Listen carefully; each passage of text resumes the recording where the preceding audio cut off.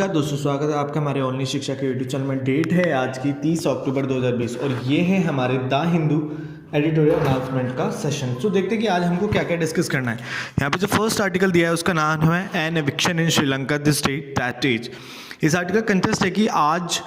दिनांक 30 अक्टूबर को 1990 में एक बहुत बड़ा मुस्लिम कम्युनिटी को श्रीलंका से मूव किया गया था। आज इस कोविड से हर एक कंट्री उसकी इकॉनमी में बहुत ज़्यादा गिरावट आई है। साथ ही साथ आज जो दिन व कुछ ऐसे लोगों को याद किया जाता है जो पब्लिक इवेंट तक इस बार बंद है। उन पब्लिक इवेंट्स को इसलिए ध्यान किया जाता है जिनसे फ्यूचर में ऐसा कोई मिस्टेक व इंसिडेंट ना हो जो पास्ट में किया गया था। 30 अक्टूबर 1990 को श्रीलंका के नॉर्थन में जो मुस्लिम पॉपुलेशन थी, जिनकी जनसंख्या उस टाइम पर 75,000 थी, उन सबको इवेक्टेड किया गया था श्रीलंका से वहाँ की मिलिटेंट ऑर्गेनाइजेशन लिट्टे द्वारा, जो अपने आप को एक अकेला रिप्रेजेंटेटिव मानती है तमिल्स का और जो नॉर्थन श्रीलंका को सिर्फ अपना होमलैंड कहती है। उस समय पर लिट्टे द्वारा इन मुस्लिम फैमिलीज़ को निकाला गया, जिसमें उन फैमिलीज़ द्वारा जो हाथ में आया उस समय पर उन चीज़ों को लेकर वे निकल गए थे वहाँ से। आज इस इंसिडेंट को पूरे 30 साल कंप्लीट हो गए, जिसके लिए आज कोविड की महामारी के कारण आज कोई पब्लिक इवेंट्स भी नहीं बनाया जा रहा है जहाँ पर आज, जिससे इस क्रूअल दिन को याद किया जाए। बोला यह जाता है कि पास्ट में पिछले सालों में हर साल इस दिन 30 अक्टूबर पर हमेशा पब्लिक इवेंट्स होते थे जिसमें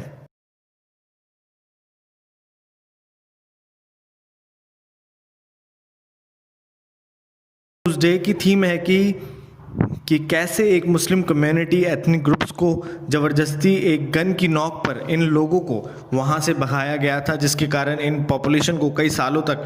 इन्हें रेफ्यूजीज कैंप में रहना पड़ रहा था। और बोला जाता है कि इसी कारण आज भी श्रीलंका में मुस्लिम, तमिल्स और जितनी भी अन्य माइनॉरिटी ग्रुप्स हैं उनके रिलेशंस में एक डर सा बना रहता है। इसी कारण कोई अच्छे रिलेशंस नहीं है वहाँ पे अभी भी इन कम्युनिटीज़ के बीच में। इन नॉर्थन मुस्लिम कम्युनिटी पर श्रीलंका में वहाँ की तमिल नेशनलिस्ट पॉलिटिकल द्वारा इन पर अभी भी एक्सप्लॉयटेशन किया जाता है, इन्हें कम राइट दिए जाते हैं और इन्हीं मुस्लिम कम्युनिटी पर अटैक किया जाता है वहाँ की सिन्हाला बुद्धिस्ट मेजोरिटेरियन फोर्सेस द्वारा, जिसके कारण अभी भी श्रीलंका में पीस नहीं है इन माइनॉरिटी ग्रुप्स के लिए। जिस कारण श्रीलंका में ना तो प्लूरलिज्म की भावना देखी जाती है और ना ही डेमोक्रेसी की भावना देखी जा सकती है वहाँ पे, और ना ही वो चीज़ आज है और ना ही कभी फ्यूचर में हो पाएगी अगर ऐसा ही चलता रहेगा तो। आगे बोला जाता है कि 2009 में वॉर ख़त्म होने के बाद श्रीलंका में, जिसके बाद श्रीलंका में मुस्लिम कम्युनिटी का नॉर्थ श्रीलंका में दोबारा वापस आकर रहना शुरू हुआ था, लेकिन जिसमें स्टेट का कोई सिस्टमैटिक पॉलिसी नहीं थी उनके लिए, क्योंकि नॉर्थन श्रीलंका के जाफना से 8,000 फैमिलीज़ रहती थी, जिसमें सिर्फ 2,000 फैमिलीज़ को मंजूरी दी गई थी वापस आने की, और अभी तक सिर्फ 700 फैमिलीज़ ही श्रीलंका की रेजिडेंट बन पाई है। और जितनी भी फैमिलीज़ इस मैसेकर में इधर उधर हुई उन सबको बहुत से चैलेंजेस को फेस करना पड़ता था, जैसे कि सोशल चैलेंजेस, इकॉनमी चैलेंजेस, और इन पर्सनस को वॉर से हुई तबाही में जो इनकी प्रॉपर्टी ख़त्म हुई उसके लिए इन पर्सन्स को ना तो कोई ग्रांट मिली, और वॉर के बाद जो प्रॉपर्टी इनकी बात ही नहीं सुनी जाती, और इन ग्रुप्स के पास इकॉनमी और गवर्नमेंट की पॉलिसी ना होने के कारण अपनी लाइवलीहुड को चलाने में बहुत ज़्यादा प्रॉब्लम को फेस करना पड़ता है। लेकिन श्रीलंका के साउदर्न में कुछ प्रोग्रेस हुई है मुस्लिम कम्युनिटीज़ को लेकर, जहाँ पर उनके हाउस की नीड को पूरा किया गया, और जो नॉर्थ में पॉलिटिक्स द्वारा इन माइनॉरिटी ग्रुप्स को टारगेटेड किया जाता है, जैसे वैसा नहीं किया जाता साउथ में भी। इन मुस्लिम्स पॉपुलेशन के साथ ऐसे एक्सप्लॉयटेशन से वहाँ के मुस्लिम पर्सन द्वारा एक गून स्क्वाड बनी 2012 में, जिसके द्वारा 2019 में बमबारी की गई थी, जब पॉलिटिकल्स द्वारा मुस्लिम कम्युनिटी को वेलीफाइड मींस उनकी निंदा की गई थी, उनका टारगेटेड किया गया था उनकी स्पेसिस में, जिसके कारण इस मुस्लिम कम्युनिटी को जाफना व श्रीलंका में अभी भी टारगेटेड किया जाता है। उसी के कारण बोला जाता है कि श्रीलंका की टोटल पॉपुलेशन की 10% तक की पॉपुलेशन मुस्लिम है, जिन्हें पास से ही टारगेटेड किया जाता है, जिन्हें हर एक जियोग्राफी, हर एक प्लेसेस पर टारगेटेड किया जाता है। और श्रीलंका में इस पॉपुलेशन द्वारा तमिल भाषा बोली जाती है, लेकिन जिनकी एथनिक ग्रुप्स अलग है तमिल लोगों से, वैसे तो श्रीलंका में सिन्हालीज और तमिल हमेशा दोनों ग्रुप्स लड़ते ही रहते हैं, मेजॉरिटी और माइनॉरिटी में। लेकिन जब बात आती है इन मुस्लिम पॉपुलेशंस के लिए, जिसमें ये दोनों द्वारा एक ही टारगेटेड होते हैं, मीन्स कि ये दोनों मिलके एक ही पर्सन को टारगेट करते हैं, इन मुस्लिम कम्युनिटीज़ को, इन मुस्लिम पॉपुलेशंस पर, जो कह सकते हैं कि ये शायद एलाइज बनकर, ये दोनों एलाइज बन जाते हैं मुस्लिम पॉपुलेशन को हटाने में। जैसा कि साउथ एशियन में वैसे भी हर एक कंट्री द्वारा किया जाता है इस कम्युनिटी को लेके, जो हर एक कंट्री द्वारा इन्हें रिमूव किया जाता है। जैसे कि यूएसए द्वारा war on terror military campaign को लाया गया था, और इंडिया में भी मुस्लिम कम्युनिटीज़ के लिए डिस्क्रिमिनेशन होता है, जैसे कि सीए को लेकर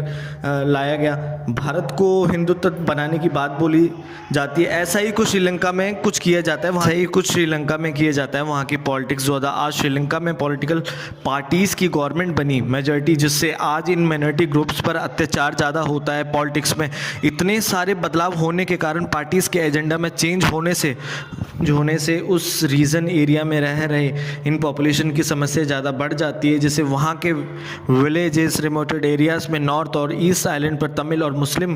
के भी रिलेशन ख़त्म से हैं। इस मुस्लिम कम्युनिटी को तमिल द्वारा नज़रअंदाज किया जाता है, पॉलिटिक्स द्वारा इन्हें दबाना, जिससे इन्हें एक्सप्लॉइटेड बड़े स्केल पर किया जाता है। आगे बोला जाता है कि लिट्टे द्वारा 1990 में इन्हें भगाना, जिससे वहाँ पर श्रीलंका में सिविल वॉर हुआ, जिसमें बहुत बड़ी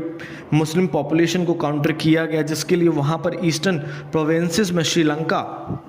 मिलिट्री और मुस्लिम मिलिटेंट्स द्वारा मुस्लिम कम्युनिटी को सेफ रखने के लिए ये मिलिटेंट ग्रुप्स काम करता है, जिससे अपनी एथनिसिटी को बचाया जा सके। आज इस मुस्लिम कम्युनिटी द्वारा ये सिविल वॉर ख़त्म होने के बाद आज अपने उन रिसोर्सेज पर क्लेम किया जाता है जो लैंड से लेकर फिशिंग लैंड साइट तक पर है, जो तमिल और मुस्लिम कम्युनिटीज़ द्वारा मिलकर हासिल किए गए थे, जो इनसे छीन लिए गए ईस्टर्न में और नॉर्थन में। जहां आज भी इन मुस्लिम कम्युनिटी को स्मॉलर और वीकर माना जाता है, इन्हें एक्सप्लॉइटेड अभी भी किया जाता है। आज कोरोना वायरस की महामारी के कारण श्रीलंका के नॉर्थन में आज पॉपुलेशन द्वारा ज़्यादा से ज़्यादा एग्रीकल्चर लैंड पर हार्डवर्क किया जा रहा है वहाँ के रूरल एरियाज़ में, जिससे वे सर्वाइव कर सकें, क्योंकि अर्बन में काम ना होना, जिसके कारण वे भी अपने रूरल होम में वापस लौटे,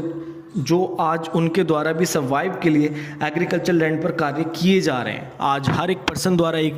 रेगुलर फार्मर्स द्वारा अपने लैंड को बढ़ाया जा रहा है, और इरेगुलर फार्मर्स जो कभी कभार फार्मिंग करते थे, जैसे कि विलेजेस आते थे तब वो फार्मिंग करते थे, उनके द्वारा एक छोटे सी प्लॉट पर फार्मिंग की जा रही है, रेंट पर लेकर या फिर शेयर क्रॉपिंग करके, जिससे वो सर्वाइव कर सके, क्योंकि आज कोई वहाँ पे उनके लिए सर्वाइवेशन के लिए कोई रिसोर्स नहीं बचा है। आज श्रीलंका पूरी तरह रूरल इकॉनमी पर डिपेंड है, जहाँ पर श्रीलंका आज एग्रीकल्चर द्वारा ही सर्वाइव कर रहा है, जहाँ पर श्रीलंका की इकॉनमी आज ख़त्म हो गई है इस पैंडेमिक में। आज फैमिलीज़ द्वारा, अपने ही घर के मेंबर्स द्वारा ज़्यादा एग्रीकल्चर किया जा रहा है, उनके द्वारा उन लैंड्स को यूज़ में लाया जा रहा है जिन पर खेती करना मुश्किल है। आज श्रीलंका में इन कम्युनिटीज़ के डिस्प्लेस होने के कारण, जिससे लैंड के असली ऑनर का ही नहीं पता चल पा रहा, जिससे टेंशन ज़्यादा बढ़ सकती है तमिल और मुस्लिम पॉपुलेशन के बीच में वहाँ पर। आगे बोला जाता है कि जो मुस्लिम पॉपुलेशन श्रीलंका के नॉर्थन में काफ़ी सालों से रह रही थी, जिसके पास्ट में तमिल के साथ काफ़ी अच्छे रिलेशन हुआ करते थे, इन्हीं मुस्लिम कम्युनिटीज़ द्वारा नॉर्थन टाउन्स में डेवलपमेंट व ग्रोथ की गई थी, जिसके कारण आज जफान को एक अर्बन सिटी बनाया गया था, जहां पर बिजनेसेस को सेटअप किया गया था, जैसे कि टेलरिंग और ट्रेडिंग, और वहां के रूरल एरियाज़ में जहां पर मुस्लिम फैमिलीज़ और विलेजेस द्वारा तमिल कम्युनिटीज़ के साथ में एग्रीकल्चर को ग्रो किया गया और फिशरी सेक्टर्स को भी बनाया गया था। 1990 में एक बड़ा मुस्लिम कम्युनिटी का एविक्शन होने से वहाँ पर आज भी न्यू पर्सन्स को जल्दी से एक्सेप्ट नहीं किया जाता, जहाँ पर सिचुएशन और ज़्यादा बिगड़ी। वहाँ पर उस समय पर तमिल नेशनल पॉलिटिक्स होने से आज वहाँ पर नॉर्थ में डेवलपमेंट के लिए मुस्लिम कम्युनिटी का होना काफ़ी ज़्यादा इम्पोर्टेंट है। आज पैंडेमिक से श्रीलंका की पॉलिटिकल इकॉनमी में काफ़ी ज़्यादा डिप्रेशन आया है, और आज श्रीलंका में अथॉरिटेरियन मिलिटेरियन रजीम होने से इन मुस्लिम कम्युनिटी को सप्रेस किया जा रहा है, जिससे शायद फ्यूचर में इन मुस्लिम कम्युनिटी को कोई जगह ही ना मिल पाएगी नॉर्थन श्रीलंका में फ्यूचर में। अंत में बोले जाते हैं कि आज श्रीलंका को अपने पास्ट में हुई माइनॉरिटी ग्रुप्स के साथ एक्सप्लॉयटेशन से कुछ सोच समझकर स्टेप लेने चाहिए, जिससे इन माइनॉरिटीज़ को भी प्रमोट किया जा सके। जहां पर आज नॉर्थन में तमिल द्वारा प्लांटेशंस को इन्फ्लुएंस किया जा रहा है, और जहां रूरल में स्मॉल कास्ट के साथ रिलेशन में डिस्ट्रक्शन होने से सिचुएशन ख़राब है। आज नॉर्थन मुस्लिम्स की इन माइनॉरिटी ग्रुप्स को फ्रीडम के साथ साथ इकॉनमी रिसोर्सेज दिए जाएं, जिससे वे ग्रो हो। और आज इस नॉर्थन मुस्लिम्स को आज याद करके इन पर एक अटेंशन देनी चाहिए, जिससे एक कंट्री में प्लूरल और डेमोक्रेसी की भावना को बनाया जा सके। हमारा जो सेकंड आर्टिकल है उसका नाम है गैप्स इन लर्निंग। आज इस पैंडेमिक में सभी स्टूडेंट्स की पढ़ाई रुक गई है, जिसमें आज रूरल एरियाज़ में रहने वाले स्टूडेंट्स के पास में कोई ज़्यादा अच्छे रिसोर्सेज नहीं है, जिससे वे अपनी स्टडी को कंटिन्यू कर सके, जिसके कारण आज वे अपनी ही घर पर स्टडी के लिए डिपेंड हैं अपने पेरेंट्स और सिबलिंग्स पर, मीन्स अपने ब्रदर और सिस्टर्स पर। अभी एनुअल स्टेटस ऑफ एजुकेशन 2020 की रिपोर्ट को रिलीज़ किया गया, जिसमें एनुअल में आउटकम्स कोई ज़्यादा अच्छे नहीं थे, जिसके लिए सेंटर स्टेट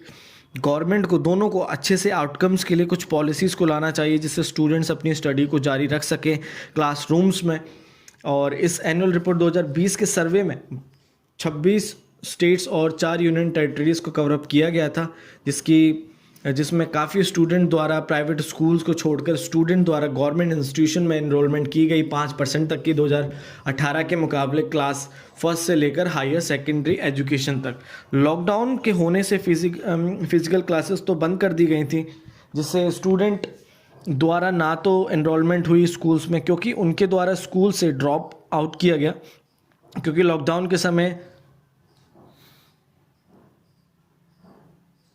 एडमिशन लेना बहुत मुश्किल था और ऑनलाइन एजुकेशन को लॉन्च करने से कोई अच्छे आउटकम्स नहीं आए, क्योंकि गवर्नमेंट स्कूल्स में 43.6% तक स्टूडेंट के पास कोई स्मार्टफोन ही नहीं था, और 67.3% तक स्टूडेंट द्वारा अपने स्टडी मटेरियल को व्हाट्सएप पर प्राप्त किया गया, लेकिन जिसमें इंटरनेट फैसिलिटीज़ और कनेक्टिविटी की प्रॉब्लम्स थी, और जिसमें से हाफ स्टूडेंट्स को तो हेल्प दी गई उनके पेरेंट्स द्वारा, और जो 60% तक स्टूडेंट द्वारा सिर्फ टेक्स्ट बुक से ही स्टडी को जारी रखा गया था। इस सर्वे के डेटा को इस्तेमाल में लाना चाहिए, जिससे एजुकेशन सिस्टम में आए बैरियर्स को रिमूव किया जा सके, जिसमें सभी स्टूडेंट्स को टेक्स्ट बुक प्रोवाइड कराई जा सके। क्योंकि अभी जो सर्वे निकला है उसमें तो ये पता लगता है कि इन स्टूडेंट्स को तो टेक्स्ट बुक मिली नहीं ज़्यादा अच्छे से, उन सभी को जो ड्रॉप आउट हो रहे हैं और जो वेट कर रहे हैं अपने एडमिशन्स का, जिससे उन पेरेंट्स और सिबलिंग्स को एक मदद मिल सके, जिससे वे अच्छे से एक लर्निंग करा सकें अपने चिल्ड्रंस को ये बुक्स प्रोवाइड करा के। तो गाइस, ये था आज का हमारा the Hindu announcement, and thank you very much. And आशा करता हूँ कि आपको समझ आया होगा। अगर आपको समझ आया तो प्लीज़ वीडियो को लाइक, शेयर एंड सब्सक्राइब जरूर करें। Thank you very much.